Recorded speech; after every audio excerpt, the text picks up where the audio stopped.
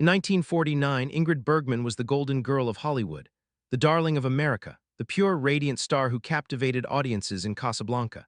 Then a single letter sent to Italy shattered everything.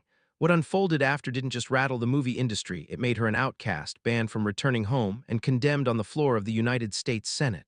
How could someone adored by a nation fall so hard so fast? Ingrid's childhood was shadowed by tragedy. Her mother passed when she was just 3, her father when she was 13. Alone in Stockholm, she found solace in the theater, a place where she could escape herself and become anyone she wished. When she arrived in Hollywood in 1939, she carried with her something rare: authenticity. No artificial smiles, no forced glamour, no manufactured beauty, just a natural presence and undeniable talent. David O. Selznick famously called her the most completely natural actress he had ever encountered, and America agreed. By 1945, she had won an Oscar. She had a husband, a doctor, a young daughter, and the wholesome image studios would guard like treasure. Yet beneath that picture-perfect exterior, Ingrid felt trapped. Marriage felt like an act. Hollywood felt like a gilded cage. Then in 1948, she saw Rome, Open City, a stark, uncompromising piece of Italian neorealism by Roberto Rossellini. She was electrified. This was cinema that mattered. And she did the unthinkable. She reached out to Rossellini herself. "If you need a Swedish actress who speaks English, has a bit of German, barely French, and only ti amo in Italian, I am ready to come and make a film with you," she wrote. Rossellini responded, and in 1949 she traveled to Italy to star in Stromboli. What happened on that volcanic island changed everything. She fell in love with Rossellini, a man who was married. Their connection was explosive, impossible to contain.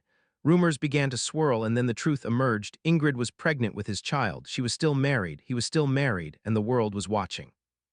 The backlash was brutal. Senator Edwin C. Johnson publicly condemned her, labeling her a powerful influence for evil and a free-love cultist. Her films were boycotted, theaters refused to screen Stromboli, and fan letters turned into waves of hate, thousands branding her a homewrecker, a disgrace, a seductress. Hollywood effectively blacklisted her. In 1950, she gave birth to her son out of wedlock, divorced her husband, and married Rossellini, but the scandal lingered. America's sweetheart had become the most notorious woman in the country. She was exiled, her daughter Pia wouldn't speak to her for years, and her image was in tatters. In Europe, Ingrid continued working with Rossellini, had 2 more children, and though the marriage eventually ended, she never offered an apology. "I did what I had to do," she would say. 7 years later, Hollywood cautiously welcomed her back with Anastasia. She won her second Oscar, and the standing ovation lasted 4 full minutes. But the years lost couldn't be reclaimed, years with her daughter, years of innocence, years of belonging in the America that once idolized her. Yet through it all, she gained something invaluable: freedom. Ingrid Bergman had chosen desire over perfection, risk over safety. In the end, perhaps her greatest performance wasn't as the flawless angel of Hollywood, but as a woman brave enough to embrace her flaws and follow her heart.